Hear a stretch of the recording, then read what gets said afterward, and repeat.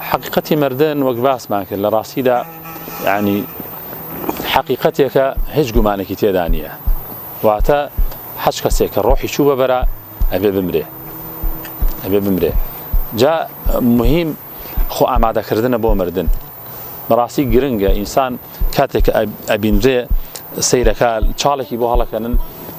أم شاله موديل ترين موديلي خانو كوشو تلاري أوه كاتك جليك سبيل بركري كستان بيني ومردبيتو يعني جلوبرجي كي راني لبركري كيفنك يشين صوصوري لبركري إلا كيفنك سبيو ببي فرق جوازي باشا وقدا حموي بو كفنو أن يجريتو وأوش موديل ترين موديلي جلوبرجي أوه يعني إنسان بي يعني بشي بنازه بشي بغرابه لخوي بشي أو قبري لبير بشيك أما يكم هنقا وبوج يعني برزخ وإما نازين شنك لبرزخ عمينينو جياني خمان محدودة في غمر الأكرم عليه الصلاة والسلام فرمي أمتي من لبين الشصبو حفتها صالة أجين أجر هنديكي مثلا تجاوز كاتي بركة لو تمنى أخلق بينين تمني 20 صالة 20 صالة جنجة بجنجتي أمري وقريته بويا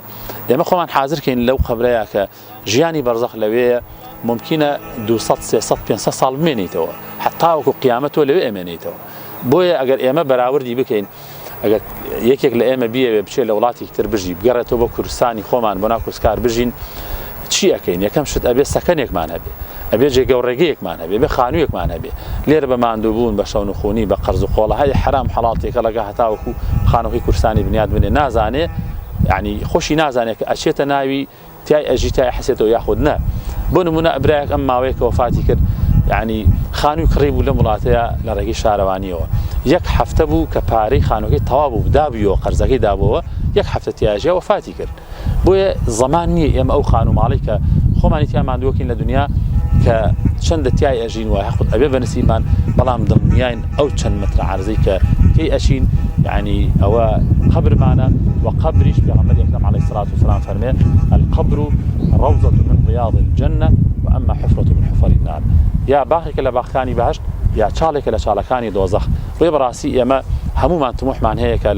لجيان مان كباجو باشتري كين اگر لشوينكي خوشاوي مروشوينكي خوشتر بروين او قبركين باخ لباخكاني بهشت بو خومان وجياني برزخ مان لبي ابين حتى اوكو قيامت براسي زور زحمت اگر كسي خوي وامادنك خو اماده كردن بو مردن براسي او باشترين كارو عملك انساني مسلمان وايمان دار دائم بيري لبكاتوا ودائم ليادي ابي ودائم لهولو تيكوشانو تقلاد بو اويك خاي پروردگار هم لدنيا هم لقبر وهم لقيامت شاه خاي پروردگار سربرز و سرفرازي بكات بلا لكوتايدا الين كسانك لير وفاتكن لسر داوي كسكاريان ايان غيرنو بو ناو كسكاريان بلام لراسيدا وا دروسته وا باشا لهر شوينك كمروفي انساني مسلمان كوفاتي كن لو شويني خوي بنجريت وكو اگر سيدي جياني صحابه كان بكي لهر شويني وفاتي عن كردبي لو شويني خويان قبريان بوهر كنتونو ناشتونيان جرنج او جستينيه او جستيتي قلي خوله بي خوي پروردگار فرمي ومنها خلقناكم كلو خوله دروسم كردون وفيها نعيدكم واشتاغرينو بنا او خوله جاري كتر ومنها نخرجكم تارة أخرى ولا يشوا زندوت أنا كينو وبرو روجي آخرت بويا مهم أويا إنسان آمد كاريكا بنا أو خولا جستكيتي قلب خولا بروحك أمانيته لا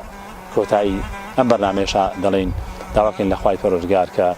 خواي تبارك وتعالى لجناح كان ما نخرج به لجناحي أمر دوانا خرج به كإستا يمز زندوين أوان مردون كدستيان لا كارو كردوي دنيا براوة خواي پروردگار قبركي بو خدمت باخي لباخاني بهش بخواي پروردگار اصلاحي حالي امج بكاو كاتي بمان مرينه كخوي مان لي راضي به خواي پروردگار بمسلماني بمان جينه وبمسلماني بمان مرينه وبمسلماني زندو مان كاتوا وصلى اللهم على سيدنا محمد وعلى اله وصحبه اجمعين.